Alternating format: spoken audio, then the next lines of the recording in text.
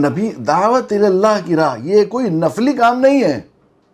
یہ آپشنل نہیں ہے کہ ہم کریں گے تو ثواب مل جائے گا، نہ کریں گے تو کوئی گناہ نہیں، ایسا نہیں ہے، یہ ہماری ذمہ داری ہے۔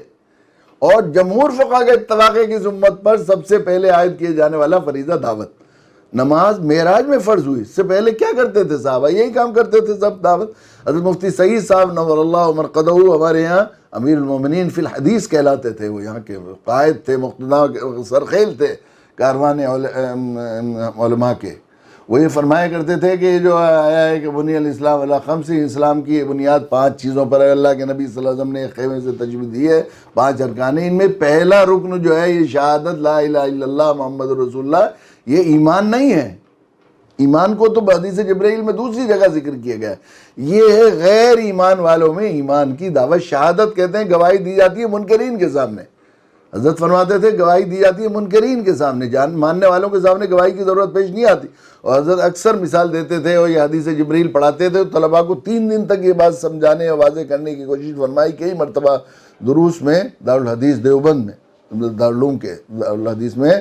کہ یہ جو ہے میرے آپ پر 10 روپے ہیں اور میں نے آپ سے کہا کہ 10 روپے دے دیجئے، آپ نے کہا کہ آپ کے 10 روپے پکے، لیکن 1 دن کی مہلت دے دیجئے، کل لے لیجئے، تو گواہی کی ضرورت پیش نہیں آئے گی۔ گواہی کی ضرورت جب پیش آئے گی جب میں کہوں گا کہ بھئی 10 روپے دے دیجئے، اور آپ کہیں گے کس کے، کون کہہ رہا ہے، تو آپ گواہ پیش کریں گے۔ تو یہ منکرین غیر ایمان والوں میں ایمان کی دعوت ہے، پہلا رکن ہے اسلام کا۔ اور حضرت یہ فرماتے تھے، اللہ کے نبی صلی اللہ علیہ وسلم نے ایک خیمے سے تشبیہ دی کہ یہ بیچ والا جو بانس ہے یہ ہے شہادت لا الہ الا اللہ محمد رسول اللہ، اور چاروں طرف کے جو یہ رکن ہیں بانس ہیں یہ ہیں نماز، روزہ، حج، زکوٰۃ۔ تو اللہ کے نبی صلی اللہ علیہ وسلم نے خود فرمایا کہ بیچ والا رکن تو ایسا ہے کہ اس کے بغیر خیمہ قائم ہی نہیں ہو سکتا۔ چاروں ارکان میں سے کوئی رکن نہ ہو تو خیمہ قائم ہو جائے گا، ادھر سے خیمہ گرا ہوا رہے گا، کمزور رہے گا، ناقص رہے گا۔ لیکن یہ خیمہ جو ہے، یہ جو بیچ والا ہے، اس کے بغیر خیمہ قائم ہی نہیں ہو سکتا، اس لیے کہ یہ ہے طرز حیات۔ اس لیے شاہ ولی اللہ رحمۃ اللہ نے لکھا ہے کہ اسلام میں دعوت محض ایک فریضہ نہیں بلکہ ایک وے آف لائف کا نام دعوت ہے، کہ جو بھلائی میرے پاس ہے وہ سب کو مل جائے، اور جس برائی سے میں بچا ہوا ہوں سب بچ جائیں اس سے۔ یہ طرز حیات سکھاتا ہے اسلام۔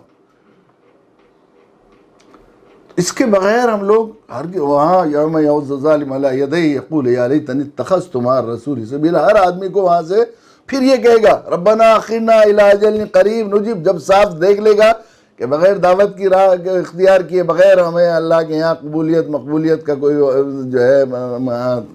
گنجائش نہیں ہے، تو پھر افسوس کرے گا کہ اللہ پھر دوبارہ مجھے بھیج دیجئے دوبارہ سے، اب میری سمجھ میں آگے دین کی صحیح شکل۔ ربنا اخرنا الی نجیب دعوتک ونتبع الرسل، میں اب بات مانوں گا آپ کی، آپ نے جو مجھے جس کام پہ لگایا تھا اس کو میں سمجھ گیا ہوں میں، اور میں اب آپ کے رسول کی اتباع کا راستہ اختیار کر کے پھر دوبارہ سے نئی زندگی صحیح طریقے سے گزار کے آؤں گا۔ مگر وہ کہیں گے اولم تکون، کتنے زمانے تک تو اولم نعمرکم ما یتذکر فیہ، ایک لمبا عمر تمہیں نہیں دی گئی تھی سمجھانے اور سمجھنے کے لیے، اور سب چیزیں تمہارے سامنے تھی، قرآن کھلی ہدی للناس کتاب دی گئی تھی، تمہیں سلیبس دیا گیا تھا، کتاب دعوت اور کتاب ہدایت۔ کیوں بنایا جاتا ہے؟ میڈیکل سائنس کا سلیبس کس لیے پڑھا ہے؟ ڈاکٹر بنانے کے لیے۔ جب کتاب ہدایت اور کتاب دعوت دی گئی ہے تو داعی بنانے کے لیے، بن کر زندگی گزارنے کے لیے دی گئی تھی۔ تو یہ کوئی نفلی کام نہیں، یہ آپشنل کام نہیں۔ اب یہ دعوت کا کے سلسلے میں ایک بات اور ذرا سی یہ بات سمجھ لینی چاہیے کہ دعوت کی بہت بہت وسیع مفہوم ہے، ہر چیز کو، دین کے سارے کاموں کو دعوت پر منطبق کرتے ہیں علماء، اور کر سکتے ہیں، اور کرنا میں کوئی حرج بھی نہیں، لیکن ہمیں اللہ کے نبی صلی اللہ علیہ وسلم کی زندگی کو دیکھنا پڑے گا 100%، تمام پرائرٹیز اور تمام ترجیحات کو اور تمام اس کی ترتیب اور تدریج، کس عمل کو کیا مقام دیا، وہ جناب رسول اللہ صلی اللہ علیہ وسلم کی حیاتی سے ہمیں اسے پڑھنا پڑے گا۔ اللہ کے نبی صلی اللہ علیہ وسلم کی حیات کھلی کتاب کی طرح اللہ تعالیٰ نے سامنے رکھی ہے، اور ایک ایک چیز ایسی صحابہ کی ایسی پیاری جماعت اللہ تعالیٰ نے اللہ کے نبی صلی اللہ علیہ وسلم کی مصاحبت کے لیے دی کہ آپ کی زندگی کے ایک ایک جز کو انہوں نے اتنی باریکی کے ساتھ پرکھا اور سمجھا، اور انتہائی مستند حوالوں کے ساتھ ہم تک پہنچایا۔ اس کے بعد علماء نے اس پر اتنا کام کیا کہ وہ بالکل جو ہے آج ویڈیوگرافی کے زمانے میں کسی انسان کی ویڈیو دیکھ کر اس کی زندگی کی اتنی باریکی پہلو ہمارے آنکھوں کے سامنے نہیں آتے جتنے 14 سال پہلے صحابہ کے روایت کردہ اللہ کے نبی صلی اللہ علیہ وسلم کی سیرت کے واقعات اور سیرت کی سنت کی تمام چیزیں ہمارے سامنے موجود ہیں۔ آپ انگلیاں ناخن کس ترتیب سے کاٹتے تھے، پاؤں کے ناخن ترتیب کاٹنے کی کیا ہوتی تھی، کھانا کھانے کے بعد انگلیاں چاٹنے کی ترتیب کیا ہوتی تھی، بیٹھتے کہتے، مسکراتے کیسے تھے، کیا پورے ایک ایک چیز موجود ہے۔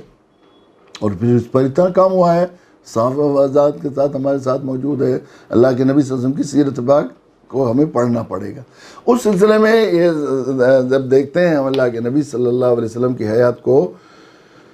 اللہ کے نبی صلی اللہ علیہ وسلم کی حیات سے لے کر آج تک اللہ کے رسول صلی اللہ علیہ وسلم کو کسی گہرائی سے پڑھنے والے اور معمولی سے سمجھنے والے، آپ کو محبت سے آپ کی سیرت کو جاننے والے، اور آپ کی دشمنی و مخالفت میں آپ کی ذات عالی کو متون کرنے کے لیے پڑھنے والے، اور آپ سے دشمنی رکھنے والے، آپ کی حیات میں آپ کے جانی دشمن جتنے بھی ہوئے ہیں، آپ کے آخری درجے میں جانثار، اور آپ کے آخری درجے میں آپ کی ذات عالی، آپ کے سیرت کے نور سے محروم، آپ کے دشمن، آپ کے مخالف، آپ کو صفحہ ہستی سے مٹانے والے کفاران قریش یا دوسرے لوگ، ان میں سے جب سے 1400 سال سے اللہ کے نبی صلی اللہ علیہ وسلم کی حیات پڑھی جا رہی ہے، سنی جا رہی ہے، دیکھی جا رہی ہے، جیسی بھی ہوتی رہی ہے، کوئی ایک آدمی ایسا بتائیں آپ تھا آج تک آپ کی حیات میں ابو جہل ہوں، ابو لہب ہوں، اور دوسرے لوگ ہوں جو دشمنان اسلام ہوں، یا جانثار ہوں، حضرت ابوبکر صدیق ہوں، حضرت خدیجہ رضی اللہ تعالیٰ عنہ ہوں، یا آپ کے حضرت حسن ہوں، حضرت حسین ہوں، حضرت فاطمہ ہوں، آپ کے اہل بیت ہوں، کوئی بھی ہوں، آج بھی جتنے لوگ بڑے بڑے عاشق سنت ہیں وہ بھی، اور جو مخالف دین ہیں وہ بھی، ان میں سے کوئی ایک آدمی بھی آپ ایسا نہیں بتا سکتے، ایک آدمی بھی جو اللہ کے نبی صلی اللہ علیہ وسلم کے بارے میں کچھ نہ کچھ جانتا ہو، آپ کے مشن کے، آپ کے تحریک کے، آپ کے فکر کے بارے میں کچھ جانتا ہو، اور اس کو اللہ کے نبی صلی اللہ علیہ وسلم کا پہلا تعارف یہ نہ ہو، فرسٹ جو ہے یہ نہ ہو، جو انٹروڈکشن یہ نہ ہو کہ یہ وہ نبی ہیں جو باپ دادوں کے دین سے ہٹا کر ایک نئے دین کی طرف لے جاتے ہیں، یا شرک سے نکال کر توحید کی طرف دعوت دیتے ہیں، در کی غلامی اور بتوں کی پوجا سے ہٹا کر، جو ہے ہمارے باپ دادوں کے خداؤں سے ہٹا کر ایک اللہ کی طرف دعوت دیتے ہیں۔ ایک آدمی بھی آپ کو ایسا نہیں ملے گا۔ سب سے پہلا تعارف آپ کا یہی ہے کہ یہ وہ ہیں جو باپ دادوں کے مذہب سے ہٹا کر ایک نئے دین کی طرف دعوت دیتے ہیں، یعنی جو ہے ہمارے ہندوستان میں ایک لفظ دھرمانترن، کنورجن کی دعوت دیتے ہیں۔ اور ہمارے ہاں ہم میں سے ہم بیٹھے ہوئے ہیں اتنے لوگ، کتنے ہیں، اور بھی ہم جانتے ہیں، اپنے متقی سے متقی، پارسا سے پارسا کسی بھی آدمی کے بارے میں یہ بتائیں کہ اس کے بارے میں کوئی ایک آدمی یہ تعارف کرائے کہ یہ آدمی ہے جو پرانے دین سے ہٹا کر ایک دوسرے دین کی طرف دعوت دیتے ہیں۔ تو پھر ہم کیسے کہہ سکتے ہیں کہ ہم نے وہی طرز حیات اختیار کیا جو ہمارے نبی نے کیا تھا؟ پھر اللہ کے نبی صلی اللہ علیہ وسلم کی پوری سیرت پاک کا ایک ایک جز ہمارے ساتھ محفوظ ہے۔ پوری زندگی میں 23 سالہ نبوی زندگی میں ایک واقعہ کوئی سیرت کا آپ بتائیے، ایک واقعہ کوئی سیرت کا ایسا بتائیے اللہ کے نبی صلی اللہ علیہ وسلم کی حیات میں کہ آپ نے غیر ایمان والوں میں ایمان کی دعوت پر، غیر ایمان والوں میں ایمان کی دعوت پر کسی اور دین کے عمل کو ترجیح دی ہو، یہ کیا ہو، کبھی دوسرا نمبر دیا ہو اس دعوت کو، اور اس پر ہر چیز کو قربان کر دیا اللہ نے۔ وطن چھوڑا، مکہ چھوڑا، 1 لاکھ گناہ کا ثواب تھا حرم میں، سارے مقدسات وہاں موجود تھے، حرم شریف تھا، اور پورے حج کے جو ہے وہ مناسک کے مقامات محفوظ تھے، آپ کا آبائی وطن تھا، آپ کو مکہ سے کتنی محبت تھی کہ آپ ہجرت کر رہے ہیں تو مڑ مڑ کر دیکھتے جا رہے ہیں اور روتے جا رہے ہیں۔ لیکن جب وہ دعوت کی راہیں محدود ہو گئیں اور مسدود ہو گئیں تو اللہ کے نبی صلی اللہ علیہ وسلم نے 1 لاکھ گناہ، حرم، سارے مقدس چیزیں اور سارے جذباتی تعلقات کو نظر جو ہے خیر بات کہہ کر مدینہ منورہ، جو اس وقت یثرب تھا، بیماریوں کا شہر کہلاتا تھا، وہ لوگ وہاں عام طور پر مکہ عرب میں مشہور تھا کہ یہاں پر بیماریاں آتی ہیں، یہاں پر جو ہے جنات اور اثرات ہیں، سحر کا اثر ہے، جو یہاں گزرے گا اس پر بیماریاں، وبائی بیماریاں روز روز آتی تھی، لوگ مدینہ منورہ سے نکل کر گزرنا پسند نہیں کرتے تھے۔ اللہ کے نبی نے جا کر وہاں دعا مانگی. وہاں کوئی 5,000 گناہ یا 50,000 گناہ کے ثواب کا تو تصور ہی نہیں تھا کہ مسجد نبوی وہاں موجود ہی نہیں تھی.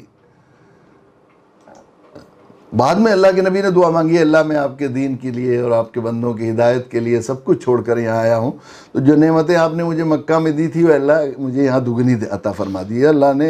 دعا قبول کی, آپ نے صحابہ کو اکٹھا فرمایا اور کہا خوش ہو جاؤ کہ اللہ تعالیٰ نے ساری نعمتیں تمہیں دگنی دے دی. اس لیے امام مالک کا ایک قول یہ ہے کہ مکہ معظمہ میں 1,00,000 گناہ کا ثواب ہے تو مدینہ منورہ مسجد نبوی میں 2,00,000 کا ثواب ہے, اس لیے کہ ساری نعمتیں دگنی کر دی گئیں. تو سب سے بڑی تو اجر و ثواب تھی. وہاں سب کچھ چھوڑ دیا اللہ کے نبی صلی اللہ علیہ وسلم. ہے ہند میں انوکھا مرکز تحفظ دین, یہ دی کا ترجمہ ہے مرکز تحفظ دین.